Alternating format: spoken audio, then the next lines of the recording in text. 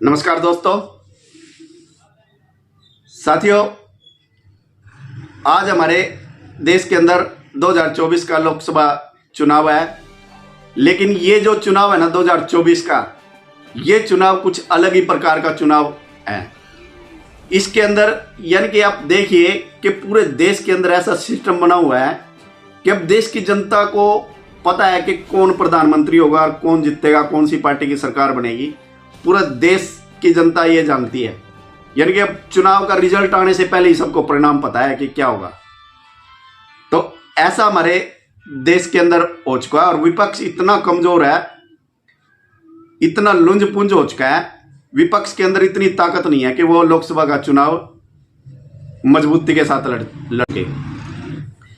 क्योंकि साथियों, बीजेपी भी इस बात को अच्छी तरह से भांप चुकी है और समझ चुकी है, और इसीलिए बीजेपी जो भी चुनावी सभा होते हैं, जो इनके सीनियर लीडर हैं, तो इन्होंने जब से घोषणा की कि अब की बार 400 पार। ये 400 पार का नारा क्यों देती है? यही कारण है कि इनको पता है कि विपक्ष जो है इतना कमजोर हो चुका है और विपक्ष में अब इतनी ताकत नहीं है कि वो बीजेपी का मुकाबला कर सकें, और इसीलिए उन्होंने 400 पार का नारा दिया है। और विपक्ष के अंदर विपक्ष के जो नेता हैं वो चुनाव लड़ने को भी तैयार नहीं है, यानी कि विपक्ष के पास कैंडिडेट ही नहीं है, कोई मजबूत कैंडिडेट ही नहीं है। और विपक्ष भी पूरी हार मान के बैठ चुका है, उनको भी ये लग चुका है, आभास हो चुका है इस चीज का कि हार पक्की है। और इसीलिए जो यानी कि जो विपक्ष का जो बढ़िया नेता है, जो मजबूत नेता है, वो चुनाव लड़ने से भी मना कर रहा है। पीछे आप सबने देखा होगा मीडिया के अंदर उदाहरण, यानी कि खड़गे हैं जो कांग्रेस के वरिष्ठ नेता हैं, उन्होंने भी लोकसभा का चुनाव लड़ने से इनकार कर दिया। कारण क्योंकि उनको समझ है इस बात की कि हार पक्की है। देश की जनता ने क्या मूड बना रखा है वो समझ चुके हैं। तो देखिए देश की स्थिति क्या बन चुकी है। विपक्ष इतना कमजोर हो चुका है हमारे भारत के अंदर। और कारण क्या है दोस्तों? कारण सिर्फ यही है, विपक्ष जो आज इतना कमजोर है ना हमारे देश के अंदर, उसका कारण विपक्ष ही है, विपक्ष के नेता ही हैं। क्योंकि इन लोगों ने हमारे देश के अंदर बहुत ज्यादा भ्रष्टाचार किया, लूट मचाई, और उसी की वजह से यानी कि देश की जनता इनके ऊपर भरोसा नहीं करती। और जब अब जो लोकसभा यानी कि 2024 का जो चुनाव आया है, उसके अंदर भी इनकी कोई साफ नीति नहीं है।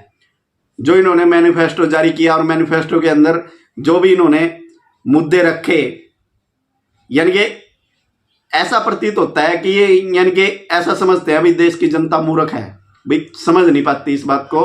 लेकिन देश की जनता आज बहुत समझदार हो चुकी है और वो समझ चुकी है कि कौन देश का विकास कर सकता है और क्या देश के लिए विकास के क्या मुद्दे हैं और किस प्रकार से देश का विकास हो सकता है।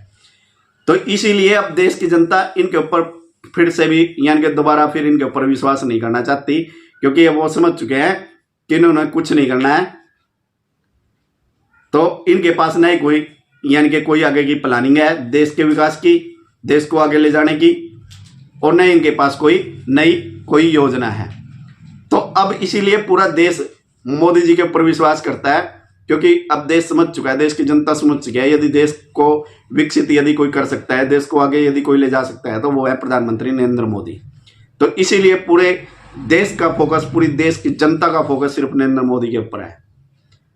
और इसीलिए विपक्ष के जो ये नहीं है कि विपक्ष के अंदर भी नेता नहीं है, विपक्ष के अंदर भी अच्छे नेता है, लेकिन वो जो अच्छे नेता है वो लोकसभा का चुनाव ही नहीं लड़ना चाहते, क्योंकि उनको हार नजर आती है।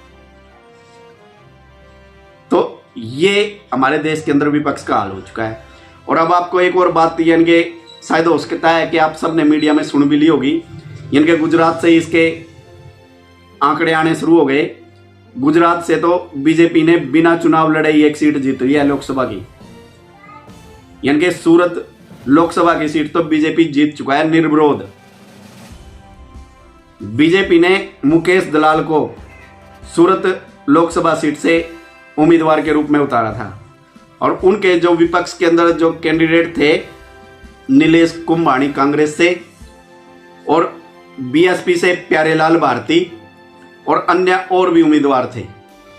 लेकिन 20 अप्रैल को नीलेश कुंभानी का जो नामांकन पत्र था वो रद्द हो जाता है और उसके बाद फिर एकदम से आंकड़े बदल जाते हैं और जो अन्य उम्मीदवार थे वो 21 अप्रैल को यानी कि सोमवार को नामांकन वापस लेने की अंतिम तारीख थी और वो जाकर के अपना नामांकन वापस ले लेते हैं और सिर्फ एक कैंडिडेट बचता है बीएसपी का, प्यारेलाल भारती, और लास्ट में फिर वो भी अपना नामांकन वापस ले लेता है।